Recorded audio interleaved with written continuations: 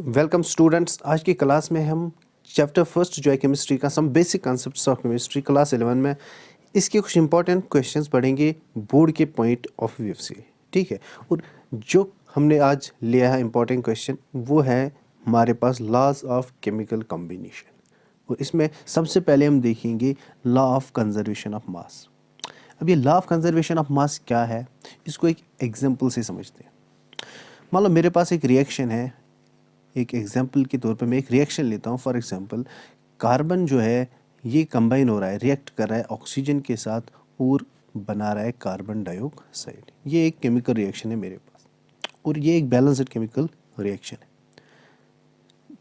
क्योंकि reactant side जो है लेफ्ट हैंड साइड, इसमें एक कार्बन, या राइट हैंड साइड में भी एक कार्बन, और left hand side reactant side में दो ऑक्सीजन और यहाँ पर भी दो ऑक्सीजन, इसलिए ये बैलेंस्ड केमिकल इक्वेशन। अब इस बैलेंस्ड केमिकल इक्वेशन में अगर आप देखोगे ये रिएक्टेंट साइड जो है left hand side, reactant side, इसको आप एनालाइज करो, इसका मास आप चेक करो कि रिएक्टेंट साइड में जितने भी सबस्टेंसेस, जितने भी एटम्स या मॉलिक्यूल्स इन्वॉल्व है रिएक्शन में, उनका मास कितना है। रिएक्टेंट साइड का मास अगर हम देखेंगे तो रिएक्टेंट साइड में कौन कौन सी चीज़ है हमारे पास, एक तो कार्बन है, दूसरा हमारे पास है ऑक्सीजन O2 डाइऑक्सीजन। ठीक, अब इस कार्बन का कितना मास है, क्योंकि हमने पढ़ा था कि कार्बन का एटॉमिक मास जो है वो 12U होता है, और इन टर्म्स ऑफ ग्राम्स अगर मैं लूँ तो 12 ग्राम।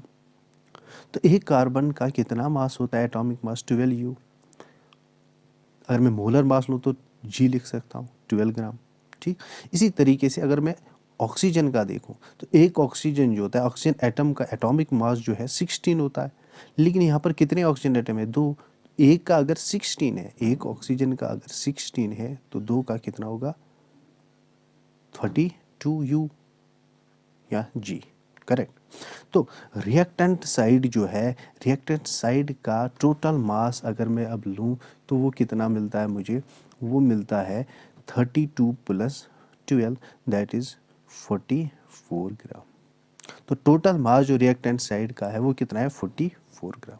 अब इसी तरीके से अगर आप राइट हैंड साइड का देख लो, राइट हैंड साइड का, राइट हैंड साइड में हमारे पास प्रोडक्ट साइड में हमारे पास क्या है, एक ही मॉलिक्यूल है, वो ये है कार्बन डाइऑक्साइड। अब इस कार्बन डाइऑक्साइड में देखो कौन कौन से एटम्स प्रेजेंट है, एलिमेंट्स प्रेजेंट।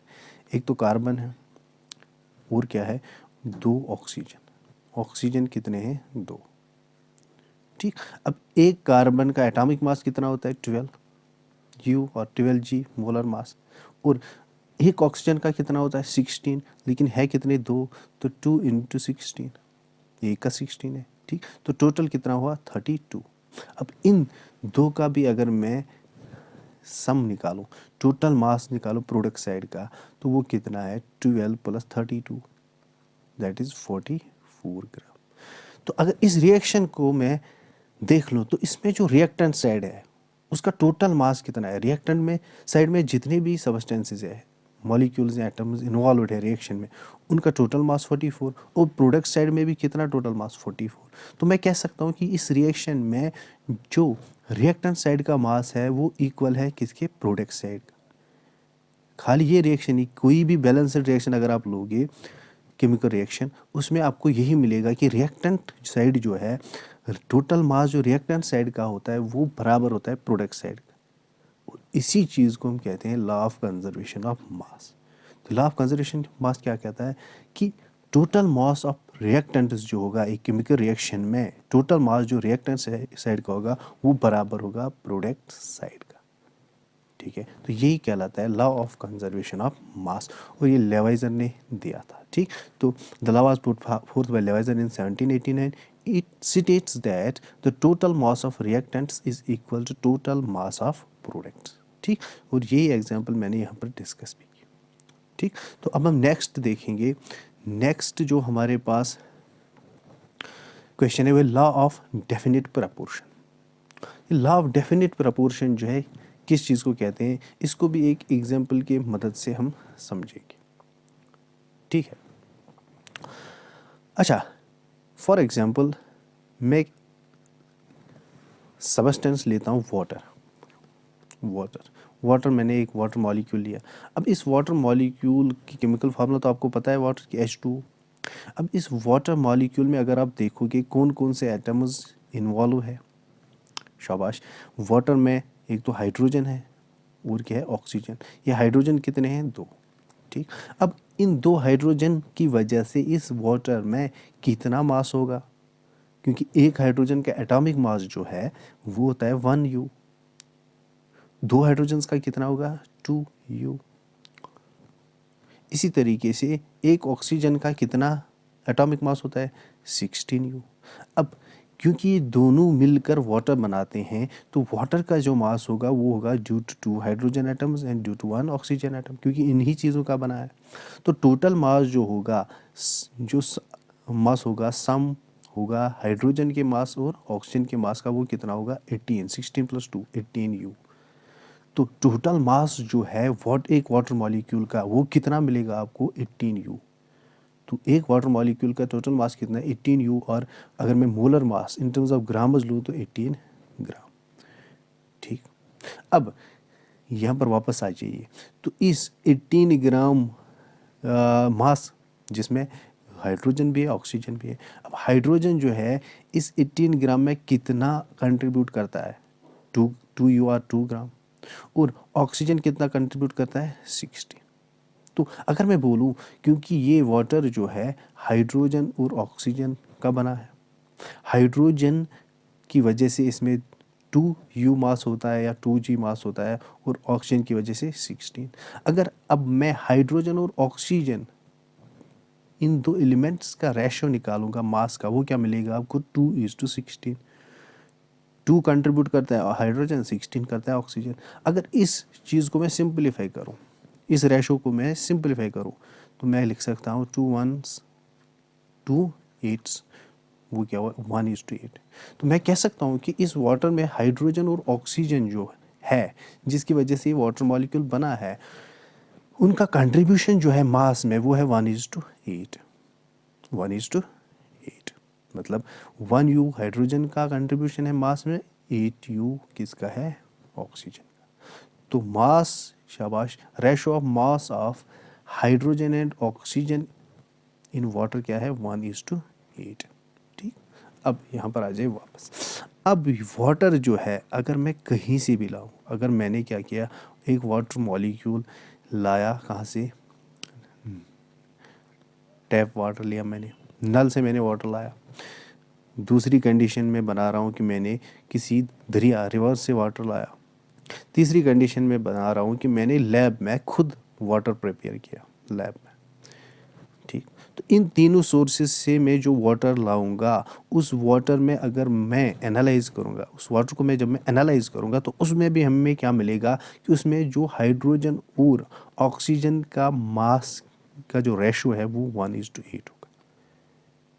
इस रिवर वाटर में भी यही मिलेगा आपको, हाइड्रोजन और ऑक्सीजन के मास का रेशो, सिंपलीफाइड रेशो 1:8, और इसमें भी 1:8। और यही कहलाता है लॉ ऑफ डेफिनेट प्रपोर्शन।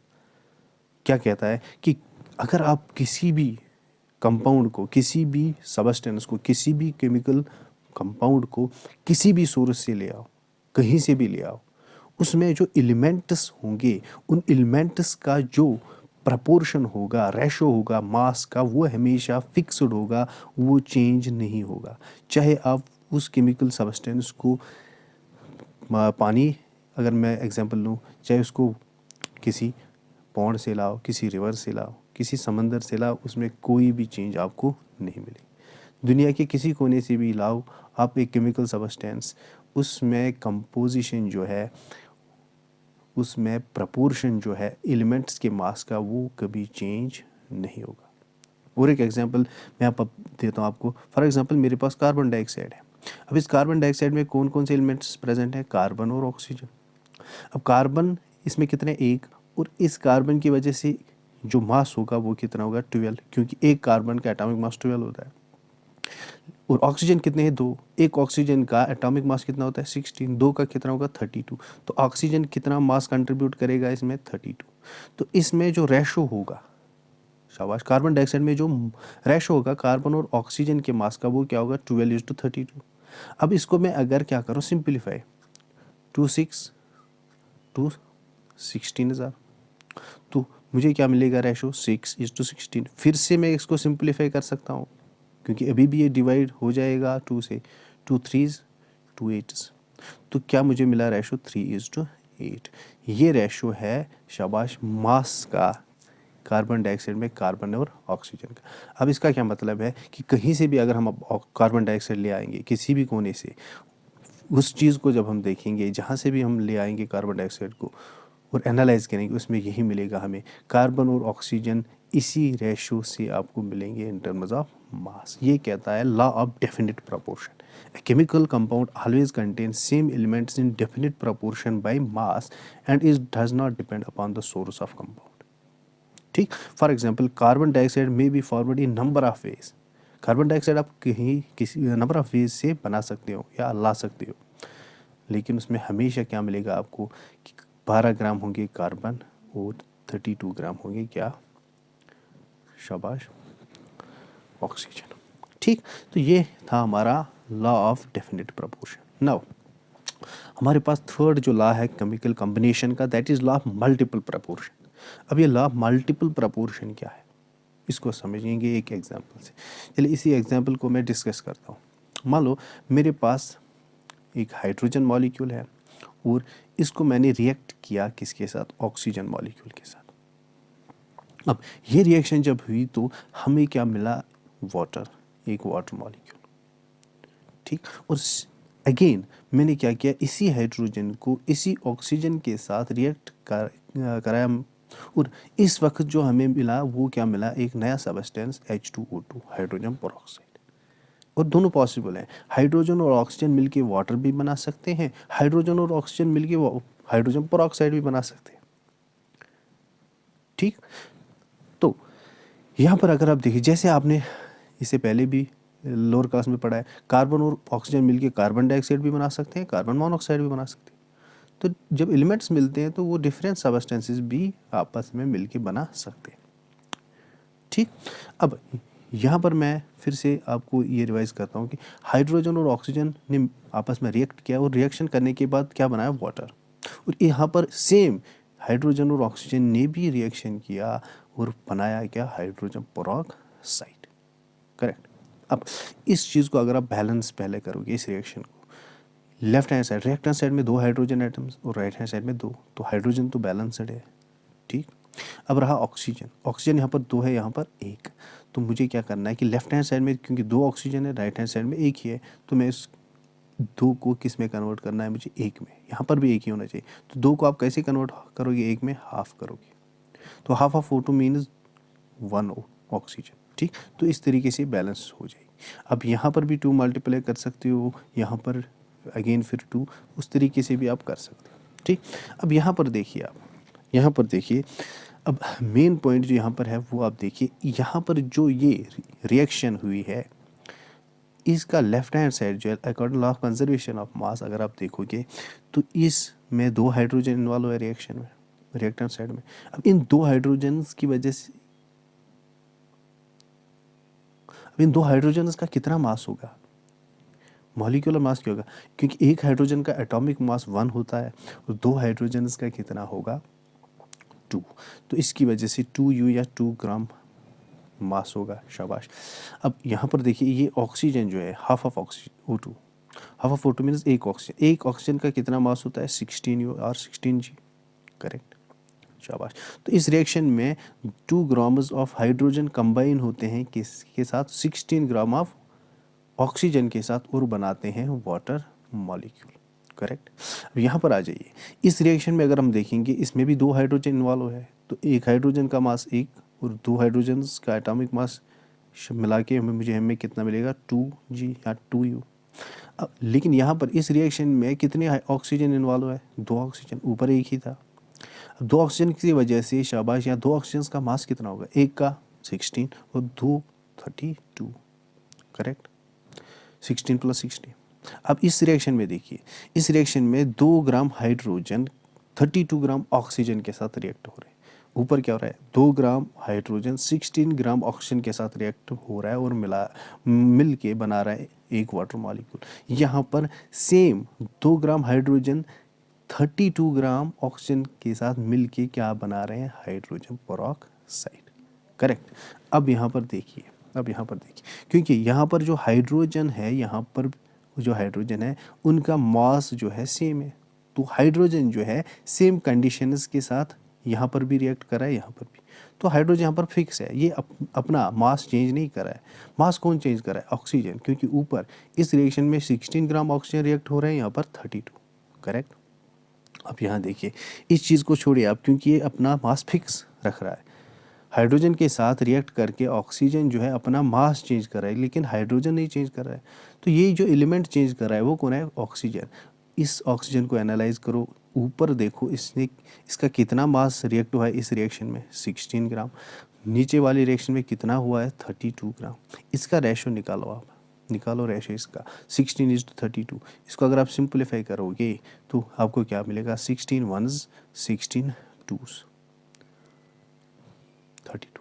तो ये यहाँ पर देखिए, इसका सिंपलीफाइड रेशो जो आप लोगे वो क्या है, 1:2। तो मैं कह सकता हूँ कि ऑक्सीजन जो है इस वाली रिएक्शन में 16 ग्राम कंबाइन होके किस 2 ग्राम हाइड्रोजन के साथ बना रहा है वाटर मॉलिक्यूल, और यही ऑक्सीजन, इसी ऑक्सीजन का 32 ग्राम यहाँ पर 2 ग्राम हाइड्रोजन के साथ मिलके क्या बना रहा है, हाइड्रोजन पेरोक्साइड।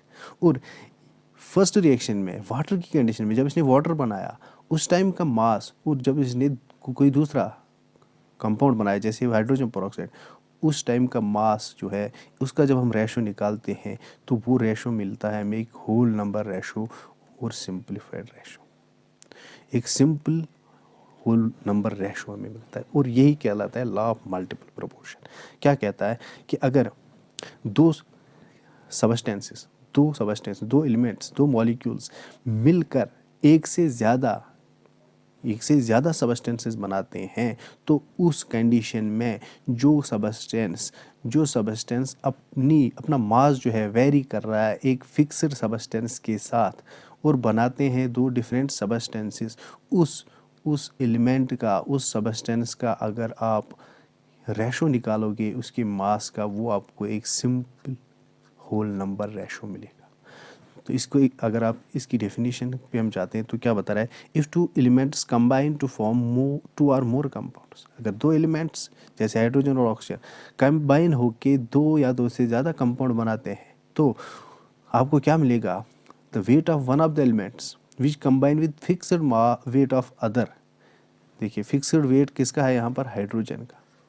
तो ये क्या बता रहा है कि जो वेट होगा एक एलिमेंट का जो किसी फिक्स्ड मास के साथ रिएक्ट कर रहा है, ठीक, with fixed mass of other in this compounds, in compounds में bears whole number ratio by weight. तो उनका रेशो जो है वो क्या होगा, एक होल नंबर रेशो होगा। होल नंबर तो पता है ना आपको, जो 0 1 2 3 है ना, नेचुरल नंबर 1 2 3 4 स्टार्ट होते हैं और होल नंबर 0 1 2 3 4 ऐसा करके, ठीक। मतलब यहाँ पर हमें डेसिमल फॉर्म, नेगेटिव फॉर्म नहीं मिलती, ठीक। ये कहता है लॉ ऑफ मल्टीपल प्रोपोर्शन, ठीक। इसी तरीके से जो नेक्स्ट हमारे पास लॉ है वो क्या है, एवोगैड्रोस लॉ। अब एवोगैड्रोस लॉ क्या है, ये एक आसान सा लॉ है। यहाँ पर इसको भी एक एग्जांपल से समझते हैं। मान लो मेरे पास एक कंटेनर है, 2 कंटेनर है मेरे पास, और सेम कंटेनर्स है, सेम साइज़ के। यहाँ पर सेम साइज़ का तो नहीं बना, लेकिन आप एज्यूम करो कि ये सेम साइज़ के हैं। मतलब जितना इसमें गैस, शाबाश, जितना इसका वॉल्यूम है उतना इसका भी वॉल्यूम है, ठीक। तो यहाँ पर मैं मालूम volume of this beaker, first beaker, यहाँ पर क्या होगा, वॉल्यूम सेकंड बीकर के बराबर, क्योंकि साइज सेम है तो वॉल्यूम भी सेम होगा। अब यहाँ पर देखिए क्या बता रहा है ये एवोगैड्रोस लॉ। तो एवोगैड्रोस लॉ क्या बता रहा है कि अगर आपके पास क्या है, 2 गैसेस हैं, 2 गैस है आपके पास। मान लो मेरे पास ऑक्सीजन गैस है और मेरे पास है हाइड्रोजन गैस। 2 गैसेस है मेरे पास, एक तो हाइड्रोजन गैस और क्या है मेरे पास, ऑक्सीजन गैस। हाइड्रोजन गैस और ऑक्सीजन गैस, ठीक। अब यहाँ पर देखिए, ये क्या बता रहा है कि अगर आपके पास दो गैसेस है, किसी कंटेनर में दो गैसेस है और उन गैसेस का वॉल्यूम सेम है, मतलब जितना ऑक्सीजन का वॉल्यूम है हमारे पास उतना किसका है, हाइड्रोजन का। दो गैसेस है, हाइड्रोजन और ऑक्सीजन, जितना वॉल्यूम है हाइड्रोजन का उतना वॉल्यूम किसका है हमारे पास, ऑक्सीजन का भी। अब अगर दो गैसेस का वॉल्यूम सेम है तो इन दोनों गैसेस में जितने भी मॉलिक्यूल्स होंगे, जितने भी मॉलिक्यूल्स होंगे वो भी सेम होंगे। तो मॉलिक्यूल्स ऑफ ऑक्सीजन जो होंगे इस कंटेनर में वो बराबर होंगे मॉलिक्यूल्स ऑफ, शाबाश, हाइड्रोजन की। फिर से मैं बता रहा हूँ, दो गैसेस है आपके पास और जो गैसेस है आपके पास उनका वॉल्यूम सेम है। मान लो मेरे पास ऑक्सीजन गैस है, कितना, 1 लीटर मेरे पास ऑक्सीजन गैस है, और मेरे पास हाइड्रोजन गैस भी है, वो भी कितना है, 1 लीटर। तो सेम वॉल्यूम दोनों में। अब देखिए, अब क्या बता रहा हूँ, अब अगर मैं देखूँ कि इस 1 लीटर ऑक्सीजन गैस में कितने ऑक्सीजन मॉलिक्यूल्स हैं, अगर मैं ये काउंट कर दूँ, ठीक, और यहाँ इस साइड में क्या करूँ, इस 1 लीटर हाइड्रोजन गैस में काउंट करूँ कि मेरे पास कितने हाइड्रोजन मॉलिक्यूल है, इस 1 लीटर में कितने हाइड्रोजन मॉलिक्यूल्स हैं। तो जब मैं काउंट करूँ, यहाँ से जो मुझे काउंट मिलेगा वो इसके बराबर होगा। समझ आ रहा है? जैसे फॉर एग्जांपल अगर इस 1 लीटर में 100 मॉलिक्यूल्स होंगे, जब मैं काउंट करूँ 100 मॉलिक्यूल्स मुझे मिलेंगे किसके, ऑक्सीजन के। तो इस 1 लीटर में भी जब मैं 1 लीटर हाइड्रोजन में भी काउंट करूँगा तो मुझे क्या मिलेगा, इसमें भी 100 H2 मॉलिक्यूल्स मिलेंगे। तो ये कहलाता है एवोगैड्रोस लॉ। क्या कि कोई भी दो गैसेस अगर हों, या गैसेस अगर आप लो, कोई भी दो गैसेस इक्वल वॉल्यूम के कोई भी गैसेस अगर आप लो, चाहे आप हाइड्रोजन के लो, ऑक्सीजन के लो, नाइट्रोजन के लो, under similar temperature and pressure conditions, मतलब ये जो आपने ऑक्सीजन लिया है उसका टेम्परेचर और प्रेशर जो है सेम होना चाहिए। यहाँ पर भी जो हाइड्रोजन गैस है उसका टेम्परेचर और प्रेशर भी क्या होना चाहिए, सेम टेम्परेचर और प्रेशर कंडीशन। मतलब ये जो ऑक्सीजन है इसका टेम्परेचर मान लो अगर 10 डिग्री है और प्रेशर है फॉर एग्जांपल 1 बार, इसी तरीके से यहाँ पर हाइड्रोजन जो है इसका भी अगर टेम्परेचर है 10 डिग्री सेल्सियस और प्रेशर इसमें है 1 बार। ठीक, तो यहाँ पर देख कॉमन क्या क्या चीज़ें हैं। एक तो वॉल्यूम गैस का सेम होना चाहिए, और जितना वॉल्यूम ऑक्सीजन का उतना ही आपको क्या किसका लेना है, हाइड्रोजन का। मान लो इसका भी हमने 1 लीटर लाया, इसका भी। अब इस ऑक्सीजन का टेम्परेचर जो है वो कितना होना चाहिए, 10 डिग्री फॉर एग्जांपल, इसमें भी कितना होना चाहिए, सेम 10 डिग्री। अगर इसका प्रेशर है 1 बार, इसका भी होना चाहिए 1 बार। जब ये चीज़ें कॉमन हो, सेम हो, सिमिलर हो, उसके बाद अगर आप देखोगे इस ऑक्सीजन के कंटेनर में, इस ऑक्सीजन के 1 लीटर में कितने मॉलिक्यूल्स हैं ऑक्सीजन के, और इस हाइड्रोजन के कंटेनर में कितने मॉलिक्यूल्स हैं हाइड्रोजन के, तो वो जब काउंट आप करोगे तो वो आपको सेम मिलेगा। जितना इसमें होगा उतना इसमें भी। तो ये कहलाता है एवोगैड्रोस लॉ। और इसकी मैथमेटिकल इक्वेशन हमारे पास है ये, V is directly proportional to N। यहाँ पर N है number of moles of gas. ठीक, तो वॉल्यूम जो है गैस का वो डायरेक्टली प्रोपोर्शनल तो होता है किसके, नंबर ऑफ मोल्स के। ठीक, और एक फॉर्म है इसकी, अगर आप दो गैसेस के हिसाब से निकालोगे वो क्या है, V1/N1 volume of first gas, मान low volume of oxygen divided by number of moles of oxygen, ये बराबर होंगे volume of hydrogen divided by number of moles of hydrogen.